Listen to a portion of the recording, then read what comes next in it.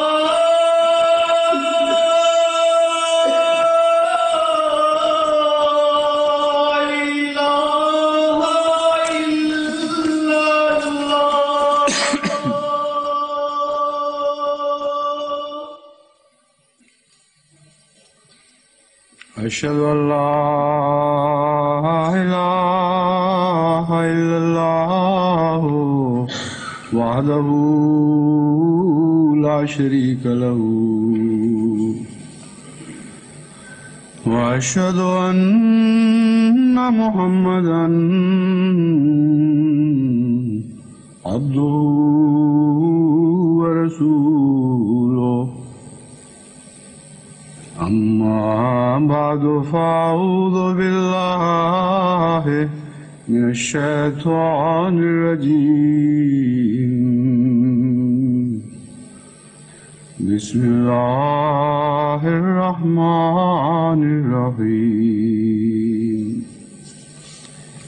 الحمد لله رب العالمين الرحمن الرحيم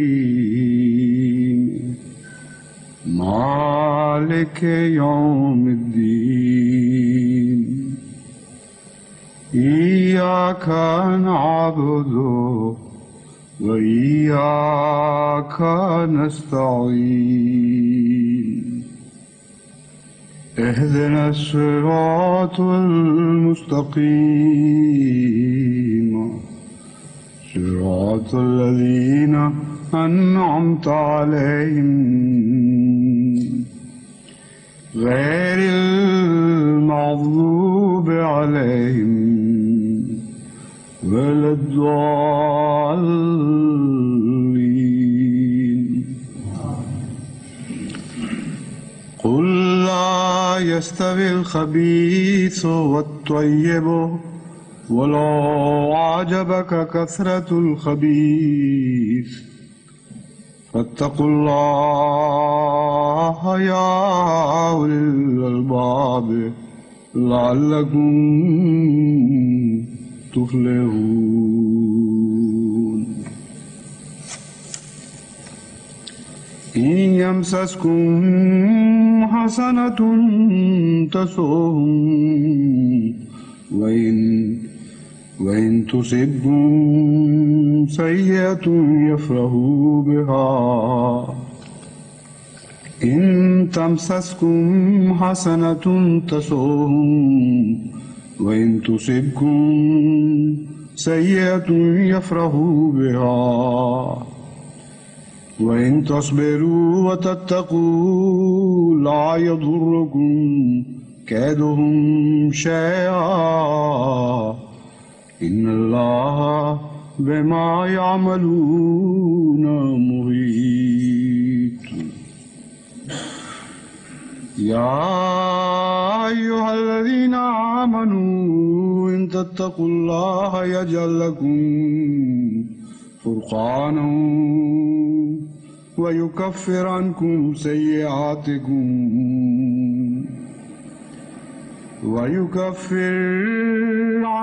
سيئاتكم ويغفر لكم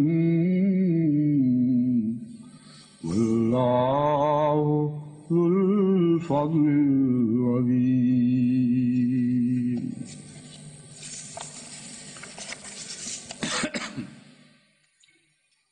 जमात इस ज़माने में जिस अजीम La शान Jamaat के दौर से est गुजर en रही train है de traverser une période और d'épreuves अमदन मैं इसे अजीम prodigieuses. शान कह रहा हूँ गलती से नहीं Par exprès, j'ai dit prodigieuse.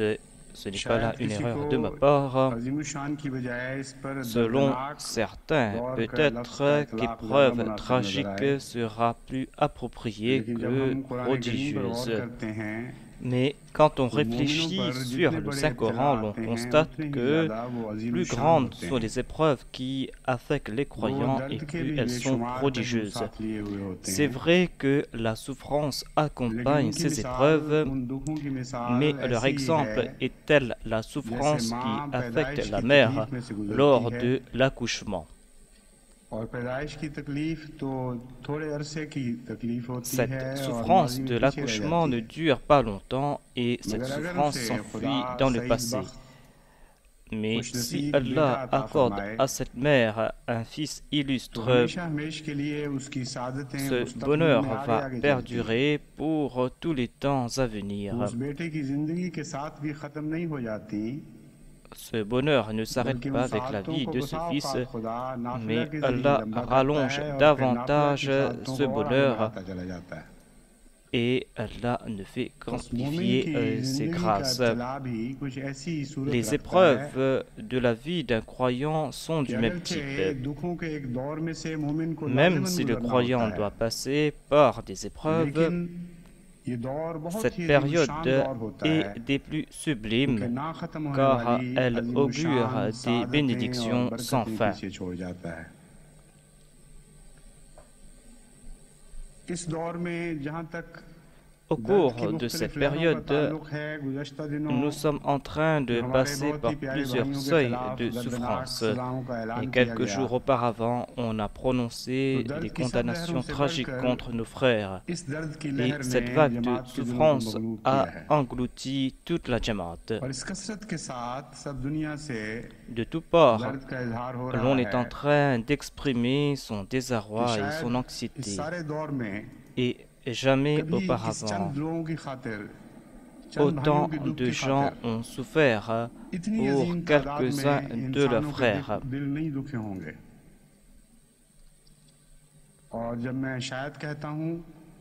Quand je dis peut-être, je dis que peut-être qu'auparavant il n'y a pas eu de tels événements. 100 millions de personnes sont affectées en raison de la souffrance de quelques-uns. Peut-être cela ne s'est jamais passé auparavant. En toute certitude, je dis que cela se passe uniquement dans le cas de la Jamaat Ahmadiyya. L'affliction a une force. Vous pouvez user cette force comme bon il vous semble. Vous pouvez générer les pensées que vous voulez de cette force. Vous pouvez accomplir les actions que vous désirez par l'entremise de cette force. Cette douleur est en train d'animer les cœurs et les esprits différemment.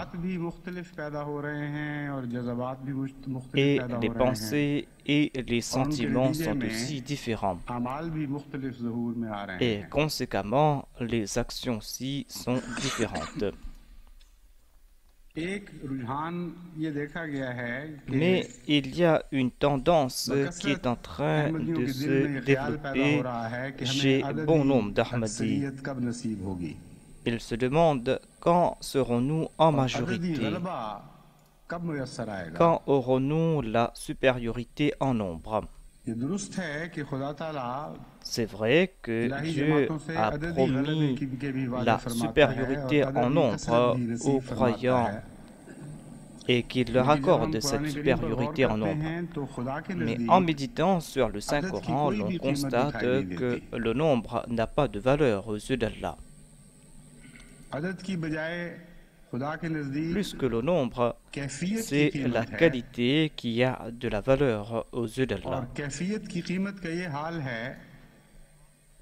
Et des fois, pour quelques-uns ou pour une seule personne, Allah détruit tout un monde. Et selon l'échelle des valeurs de Dieu, il ne subira aucune perte.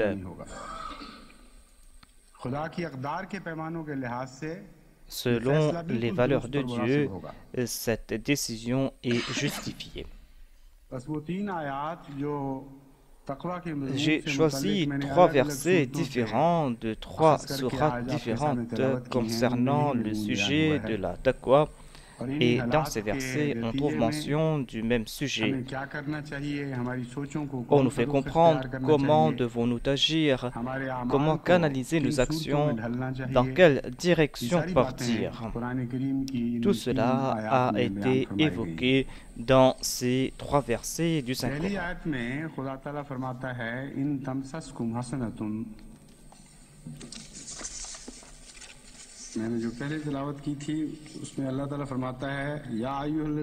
Dans le premier verset, Allah déclare قُلْ لَا يَسْتَوِي الْخَبِيثُ وَالطَّيِّبُ.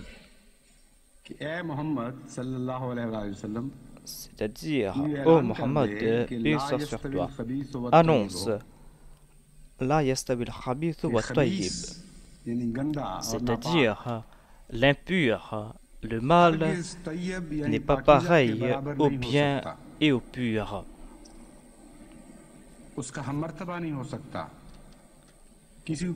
Le mal n'a pas le même statut que le bien.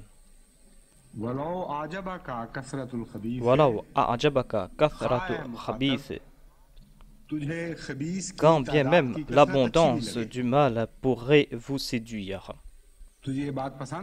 Même si cela vous séduit que le nombre des impurs est plus grand. Allah déclare que cela aussi n'est pas exact. La majorité des impurs n'a pas de beauté face à quelques personnes qui sont pures. Ensuite, il est dit Fattaqullaha ya ulil albab la'allakum tuflihun. Vous devez faire croître votre valeur et vous devez aussi augmenter votre taqwa. Voilà la chose qui a de la valeur aux yeux d'Allah. C'est la taqwa qui a plus de valeur aux yeux d'Allah. C'est la taqwa qui plaît à Allah. La'allakum tuflihun, afin de pouvoir prospérer.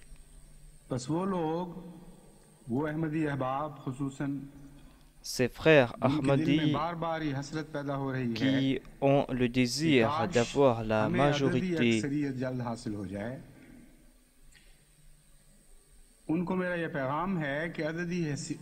je leur demande de rehausser leur niveau de taqwa au lieu de chercher à avoir la majorité. La supériorité en nombre a été promise dans le Saint-Coran. Mais ici, ce n'est pas uniquement une question de nombre.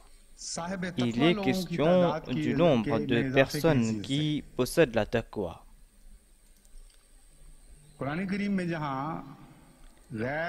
Là, dans le Saint-Coran, où il y a question de suprématie sur les autres, il est dit liyuthirahu ala ad-din kulli,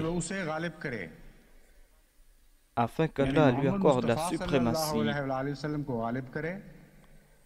c'est-à-dire afin que le saint prophète Mohammed puisse avoir la suprématie, et sa suprématie n'est pas une question de nombre. Lorsqu'il est dit que Mohammed aura la suprématie, cela veut dire qu'il aura la supériorité sur toute beauté, il aura la supériorité sur toute action, sur toute vertu et sur toute œuvre. Il aura la suprématie sur tout attribut. Les gens pensent que cela veut dire que ici, on a promis que l'islam aura la supériorité en nombre. Non, il n'en est pas ainsi. La suprématie du saint prophète Mohammed lui a été promise, mais il n'y aura pas de suprématie sans beauté. Si vous voulez progresser dans l'Ahmadiyya, la lumière du saint prophète Mohammed lui doit se répandre. Et ce désir sera saint, ce désir sera selon les préceptes du Saint-Coran. Mais si vous désirez uniquement concurrencer l'autre, si vous cherchez uniquement la supériorité en nombre, ce ne sera pas pour vous une transaction saine. Vous n'allez pas recevoir le prix exact de cette épreuve. C'est pour cette raison que vous devez concentrer votre attention sur ces valeurs. Et vous devez prendre cette décision que pour chaque sacrifice consenti, vous allez recevoir le prix le plus élevé de la part de Dieu.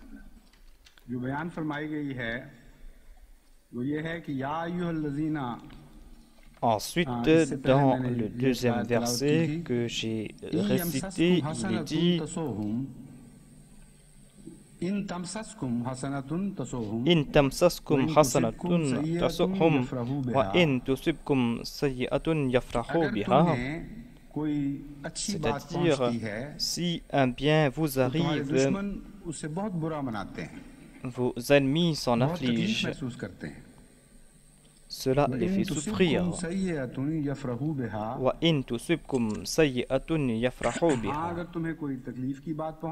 Et si un malheur vous atteint, ils s'en réjouissent.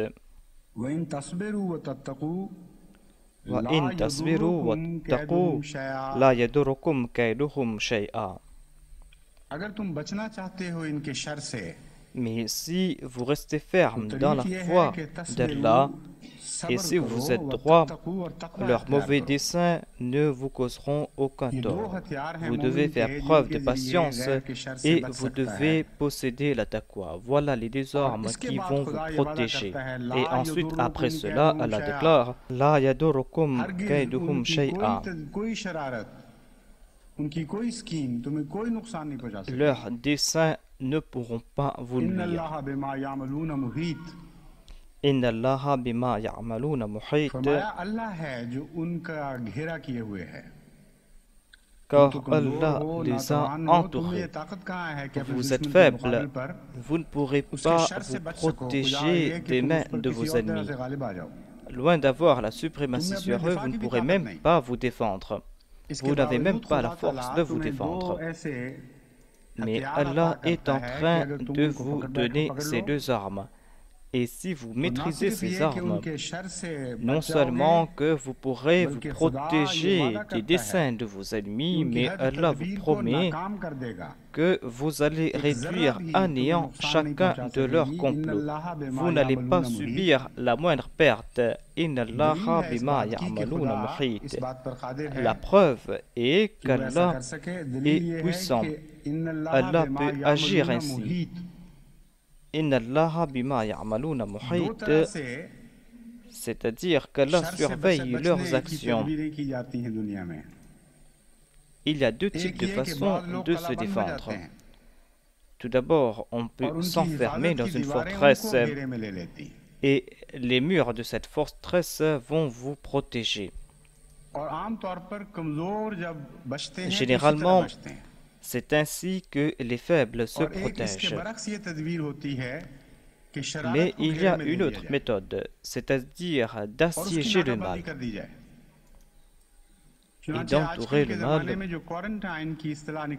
Voilà ce que signifie la quarantaine. Les peuples suprêmes et éclairés sont arrivés à la conclusion que vous devez assiéger le mal.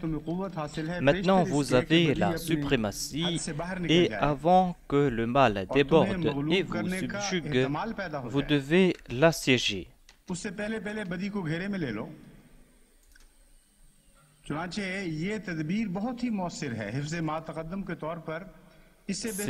la meilleure méthode de prévention.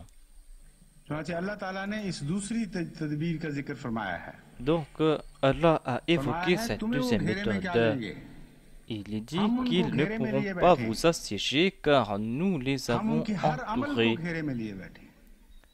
Nous avons assiégé chacune de leurs actions. Toutes leurs actions sont sous notre contrôle. Comment pourront-ils vous nuire? Comment pourront-ils se débarrasser du décret de Dieu pour vous nuire? Muhit signifie réduire en 1000 morceaux. Et le deuxième sens est donc que non seulement Allah a entouré leurs desseins, mais il a réduit leurs desseins en 1000 morceaux.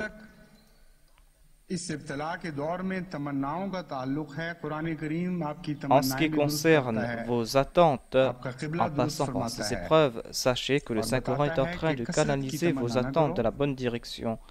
Le Saint-Coran est en train de vous guider dans la bonne direction. Le Saint-Coran vous fait comprendre que vous ne devez pas avoir de grandes attentes, mais vous devez avoir le désir d'accomplir plus d'actes de vertu. Vous devez appeler de vos voeux la suprématie du Saint-Prophète Mohammed, paix soit lui. Ici, Dieu est en train de nous enseigner la méthode de nous protéger, surtout lorsque le mal se répand et lorsque le mal est en grand nombre. Il est dit donc que nous allons vous enseigner comment vous protéger du mal, afin que le mal ne puisse pas vous affecter. Et c'est Allah qui va vous défendre. Et c'est Allah qui va réduire à néant tous leurs plans. Dans un troisième verset, Allah évoque ce sujet en disant Ya ayyuhalladhina amanu in tattaqullaha yaj'al lakum furqanan wa yukaffir ankum sayyi'atikum wa yaghfir lakum wallahu dhul fadlil azim.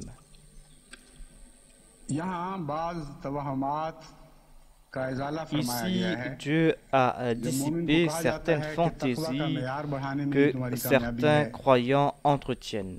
Lorsqu'on dit aux croyants qu'il doit progresser dans la taqwa et il aura du succès et que l'impur n'a aucune importance aux yeux d'Allah, c'est pour cette raison que vous devez progresser dans la taqwa. En raison des faiblesses humaines, il y a une voix qui dit que qui est celui qui a regardé notre taqwa intérieure? L'ennemi ne sait pas ce que nous avons acquis et ce que nous avons appris au cours de cette période. L'ennemi est en train de se moquer de nous et nous pensons que nous avons acquis la taqwa. Nous sommes en train de célébrer notre victoire intérieure, mais les gens ne vont pas entendre cela. Les autres ne vont pas goûter à la saveur de leur échec. Alors, même si cette victoire est grande, cette victoire ne nous donnera aucun plaisir. Voilà ce que pensent certaines personnes. Afin de dissiper ce malentendu, Allah déclare In tattaqullaha yaj'al lakum furqanan. Si vous craignez Allah, il vous accordera une distinction. Il va vous accorder un signe distinctif. Il va vous différencier des autres. Et les autres seront complètement subjugués par cette force. Ce sera évident comme le soleil en plein jour. Le Saint-Coran est un Furqan. Le Saint-Coran apporte ces signes suprêmes et c'est ainsi qu'Allah va vous accorder ces signes distinctifs. Ce sont des signes qui vont vous différencier des autres, des signes qui vont subjuguer les autres, des signes qui vont vous démarquer des autres. Vous ne devez pas vous soucier du fait que les autres ne vont pas voir vos changements internes. Le décret de Dieu va dévoiler ces signes aux autres. Il va générer ces signes à l'intérieur de vos personnes et à l'extérieur aussi pour que les autres puissent voir ces signes. Et ensuite, Allah se tourne vers le sujet en question. Allah nous fait comprendre qu'il n'envoie pas ces épreuves pour que les gens se divertissent. Le but ultime est l'avantage de ces épreuves, c'est qu'Allah va enlever vos maux.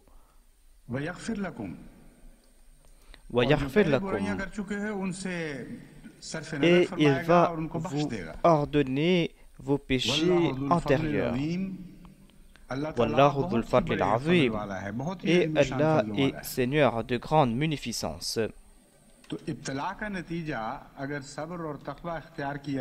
Si la conséquence des épreuves est la patience, alors certainement vous allez recevoir ces faveurs immenses. C'est pour cette raison que ces épreuves qui lient l'homme avec ces grâces immenses, le fait que l'homme puisse jouir de la grâce de Dieu, alors certainement ces épreuves méritent le titre d'épreuve sublime. Que signifie la taqwa? J'ai évoqué cela dans un de mes précédents sermons et je pensais continuer ce sujet, mais nous avons reçu certaines nouvelles en raison desquelles j'ai dû quitter ce sujet. Je reprends donc le sujet aujourd'hui et je ne vais pas continuer dans la même ligne. Je vais recommencer de nouveau ce sujet. Je ne vais pas évoquer ce que j'ai mentionné auparavant. Il y a certes certains aspects qui concernent ce sujet, mais je vais mentionner cela plus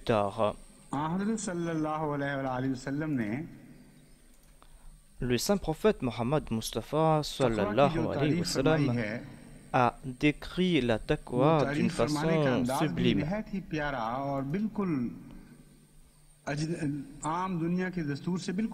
Il s'est écarté des méthodes ordinaires pour nous expliquer la taqwa. Au tout début, il n'a pas évoqué la taqwa. Mais lorsque le sujet arrive à son apogée, l'on comprend que le saint prophète Mohammed lui voulait évoquer la taqwa. Dans le Sahih Muslim, Kitab al-Bir, nous trouvons ce hadith où il déclare que vous ne devez pas vous envier les uns les autres, vous ne devez pas créer de l'inflation, vous ne devez pas vous haïr les uns les autres, vous ne devez pas médire et vous ne devez pas tourner le dos aux autres. Ne faites pas de surenchère quand deux parties sont en pourparlers. Soyez de vrais serviteurs de Dieu en devenant frères. Un musulman est le frère d'un autre musulman. Il ne laisse pas son frère, il ne le méprise pas et il ne le laisse pas tomber.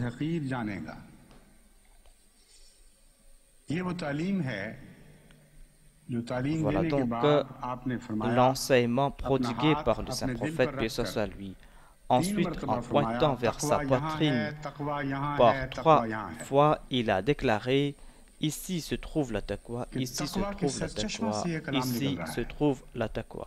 C'est-à-dire que cette parole sort de la source de la taqwa. Je sais ce qu'est la taqwa. La taqwa n'est pas une crainte imaginaire de Dieu. La taqwa n'est pas uniquement le fait de parler de vertu. La taqwa ne signifie pas quelque chose qui se cache au fond du cœur et qui ne se dévoile pas. La taqwa est quelque chose que les autres voient. La taqwa est quelque chose que les autres et nos frères voient. Mais avant que les autres voient cette taqwa, vos frères doivent voir cette taqwa. Cette taqwa que vous cachez au fond de vous et qui n'est pas évidente, ce n'est pas la taqwa. Le saint prophète a déclaré: regardez, en mon cœur il y a la taqwa, et c'est pour cette raison que je suis en train d'accomplir ces actions. Si vous clamez posséder la taqwa, mais que vous n'accomplissez pas ces actions, alors votre taqwa n'est qu'ostentation, que fourberie. Ne vous enviez pas les uns les autres. Ne parlez pas derrière le dos des autres. Ne vous haïssez pas les uns les autres. Combien parmi nous sont en train de mettre ces enseignements en pratique comme il se doit? Et combien d'entre nous sont en train de s'égarer et sont victimes de ces mots?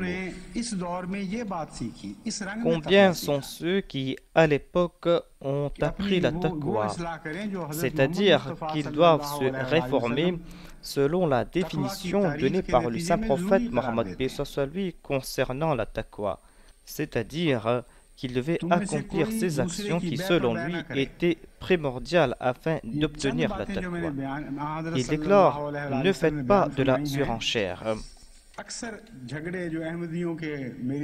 Les mots que le saint prophète Mohammed lui sont la source des disputes et des doléances que l'on reçoit.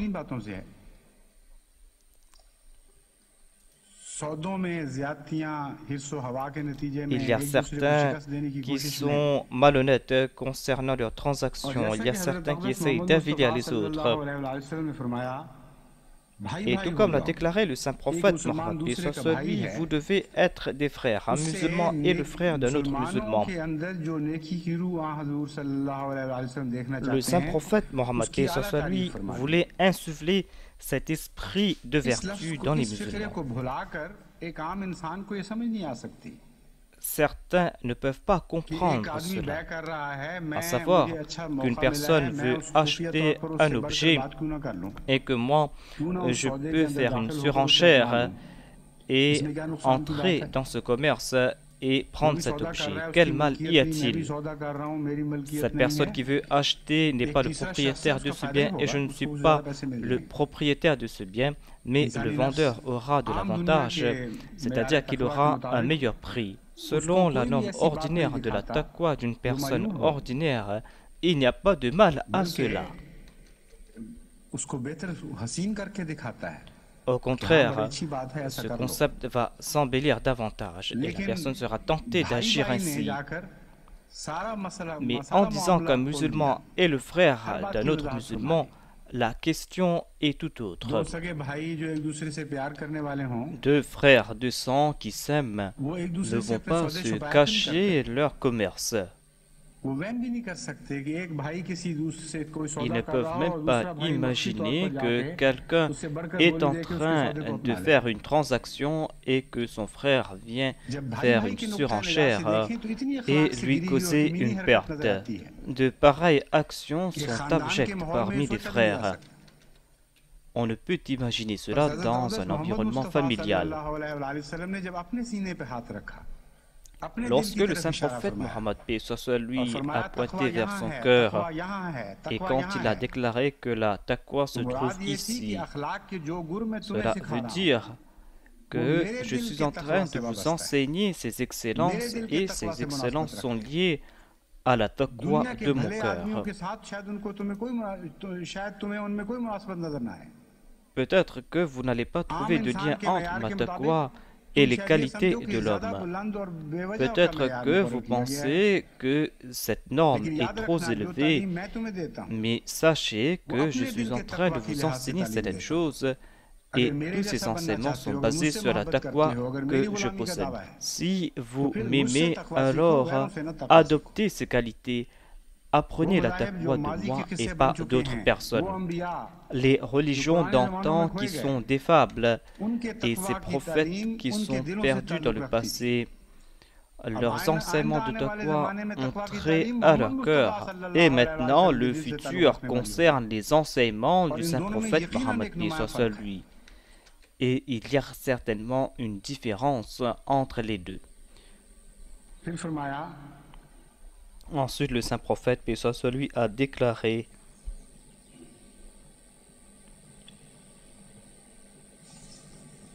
بحسب امرئ من الشر أن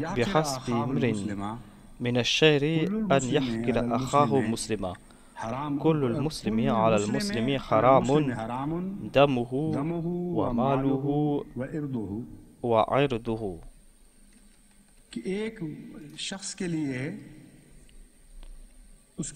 Pour se ruiner, il suffit de mépriser son frère musulman.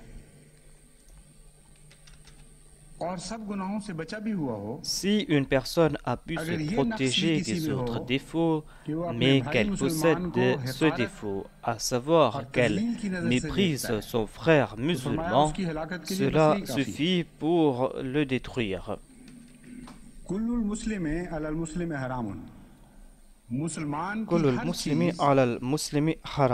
Toute chose d'un musulman est interdit à un autre, c'est-à-dire qu'il n'a pas le droit de s'accaparer de ces choses illicitement. L'a dit, le sang, le bien et l'honneur d'un musulman sont inviolables, sont sacrés pour un autre musulman. Toutes les disputes que l'on trouve dans la société ont trait à ce qui a été dit ici. Ces disputes ne sortent pas du cercle de ce qui a été dit ici. La racine de toute dissension se trouve ici, c'est-à-dire concernant le sang, les biens ou l'honneur. Ces trois choses sont interdites aux autres musulmans. Et si ces choses sont illicites, cette société sera certainement un paradis. Et il n'y aura plus d'enfer pour les musulmans. Si vous êtes en train de voir ces souffrances, cela veut dire que certainement il y a des lacunes dans la taqwa. Et vous ne possédez pas cette taqwa que possède le saint prophète Mohammed sallallahu alayhi wa sallam.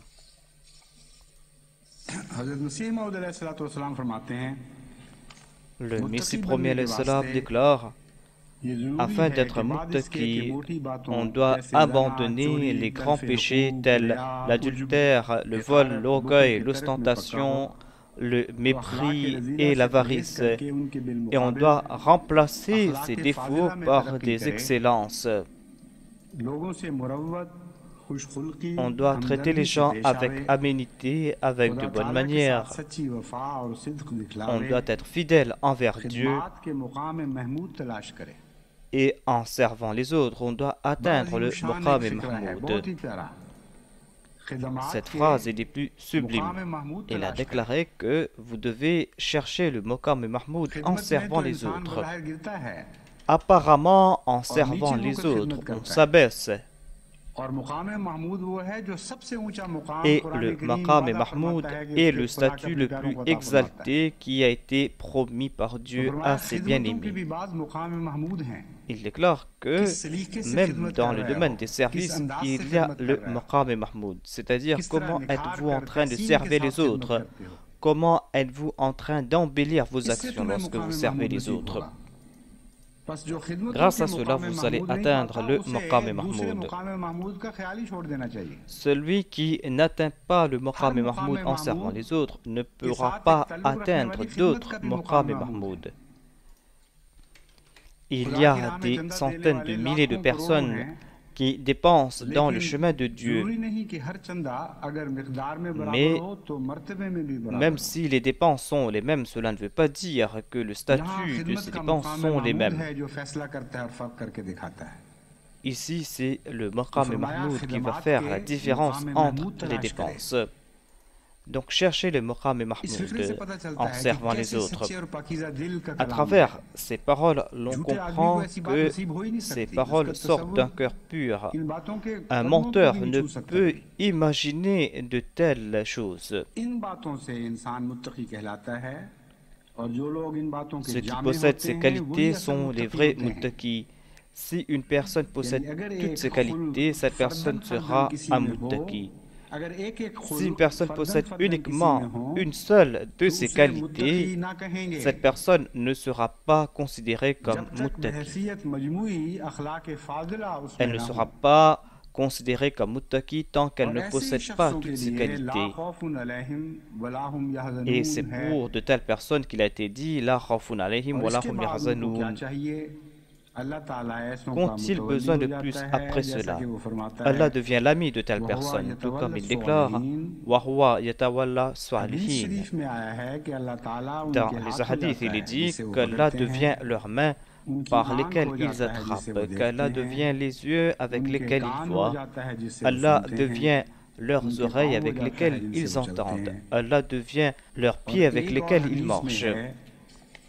Et dans un autre hadith, il est dit que celui qui s'oppose à mon wali s'oppose à moi.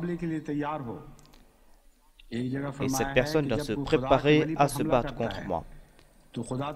Il est dit que si on s'attaque à un wali de Dieu, Allah va bondir sur cet ennemi, tout comme une tigresse bondit sur celui qui veut prendre son petit. Ensuite, le Messie premier salam déclare qu'il y a deux phases dans le domaine de la taqwa. Il y a la période des épreuves, ensuite la période du répit. Il y a ces épreuves afin que vous puissiez montrer vos aptitudes, afin qu'il soit évident qui est celui qui croit sincèrement en Dieu.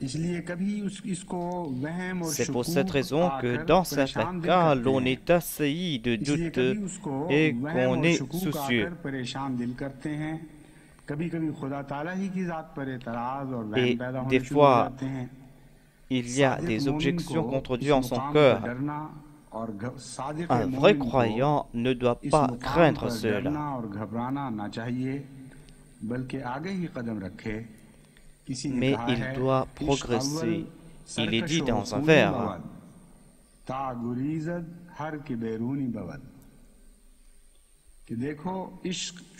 C'est-à-dire, l'amour est très rebelle au début. Il en est ainsi afin que la personne qui n'a pas de relation avec cet amour puisse s'en détourner. Si une personne ne mérite pas de vivre dans une ville, cette personne doit se détourner de cette ville.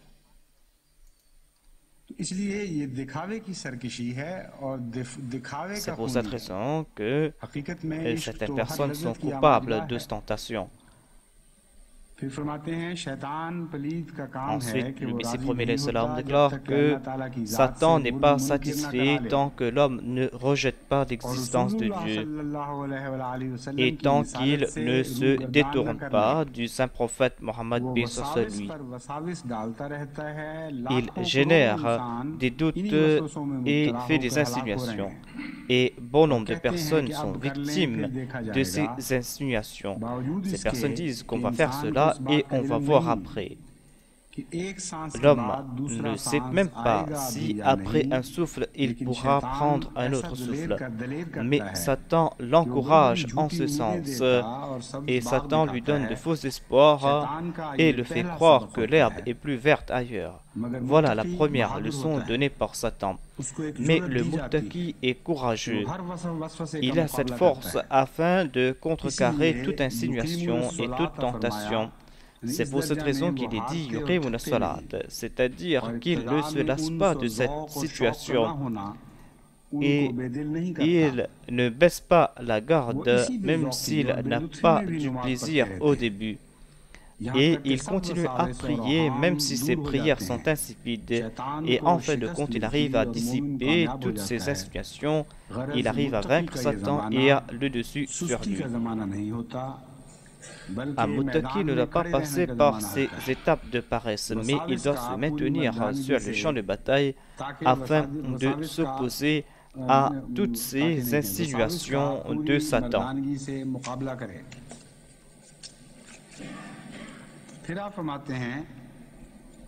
Ensuite, le Messie premier salam déclare, Allah déclare Man a'adali waliyan faqad a'tantahu bil harb. Celui qui s'oppose à mon wali, il doit se préparer à se battre contre moi. Voyez à quel point le statut du Muttaqi est exalté. Il s'est rapproché de Dieu et s'opposer à lui signifie s'opposer à Dieu. Voyez donc à quel point Allah va le soutenir. Les gens sont entourés de malheur, mais les Muttaqi en sont protégés.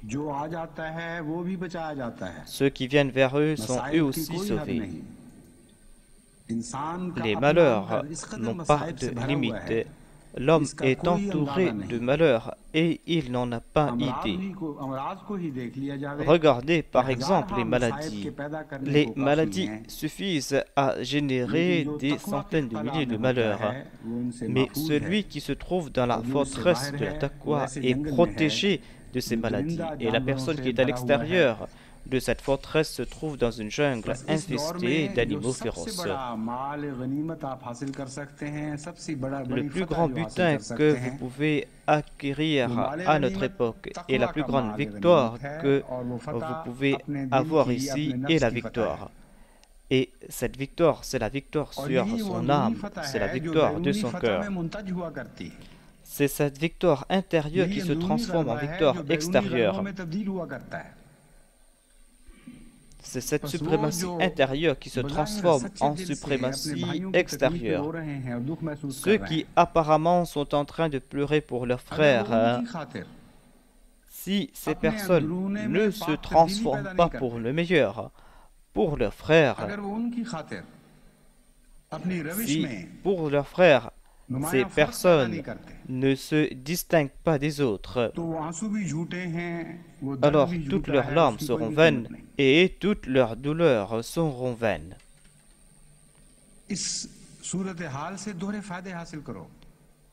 Tirez deux avantages de cette situation. Faites de votre mieux pour acquérir tout ce qui vous passe sous la main. Et voilà ce que je vous ai présenté. Voilà ce qui a été dit à la lumière du Saint-Coran, des hadiths et des dires du Messie premier. Vous avez de grandes transactions à faire ici. Vous devez apporter des changements purs en vous et en conséquence, vous aurez cette victoire extérieure. Et cette victoire ne sera pas uniquement une victoire en nombre. Cette victoire sera la victoire du Saint-Prophète Mohammed Peace lui. Ce sera une victoire en nombre d'âmes pures et non pas en nombre d'âmes impures. Ceux qui ont espoir de voir ces réjouissances extérieures, ces personnes vont voir ces réjouissances certainement. Certainement, ils vont chanter la gloire de l'Ahmadiyya. Mais je vous assure que cette euphorie et cette gaieté extérieure ne sont rien à la joie qui augure la victoire du Nafs-e Mutmaïna. Ces cris de joie sont plus puissants. Et si cette période vous offre la taqwa, alors cette joie sera la plus grande des joies. Si la lumière sort de vos cœurs, si la taqwa sort de vos cœurs, et si la lumière sort de vos cœurs, si les chants d'amour de Dieu sortent de vos cœurs, pourquoi ne pas chercher ces joies et cette exaltation? Pourquoi est-ce que vous n'êtes pas à entendre ces chants d'amour? Voilà la vraie victoire. Et cette victoire ne va pas vous abandonner ici-bas, mais cette victoire va vous accompagner dans l'au-delà. Cette victoire ne va pas uniquement vous accompagner, mais elle va vous devancer. Car le Saint-Coran déclare « Nuruhum yasa' bayna aydihim » Lorsqu'Allah leur octroie la lumière de la taqwa, cette lumière les devance et les précède. Cette lumière les éclaire. Allah les éclaire ici-bas et dans l'au-delà. Et ils comprennent ces choses et leurs décisions sont celles des gens qui sont éclairés. Qu'Allah fasse que nous puissions avoir toutes ces grandes récompenses qui ont trait à la vie d'ici-bas et dans l'au-delà. S'il en est ainsi, nous aurons le vrai bonheur dans l'au-delà et seul Allah et l'ennemi savent ce que nous allons subir entre leurs mains.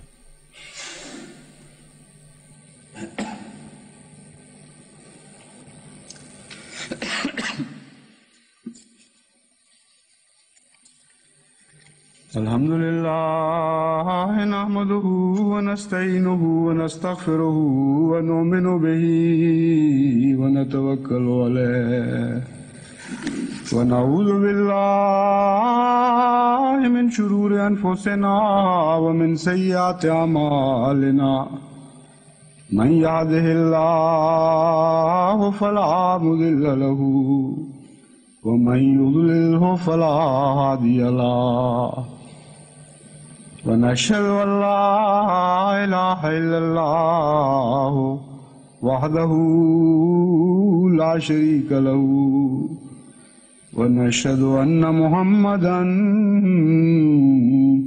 عبده ورسوله